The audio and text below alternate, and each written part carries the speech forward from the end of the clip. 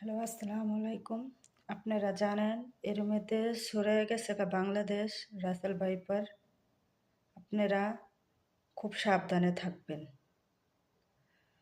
ও মারাত্মক বিষাক্ত সাপ। ও কামড় দিলে কেউ বাঁচে না,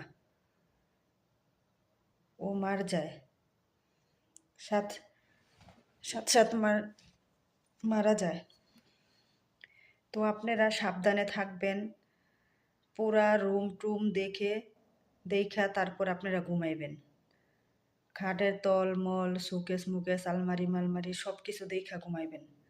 এর মধ্যে ও সরাই গেছে বহুত জেলায় গেছে অনেক অনেক জেলায় ও গেছে।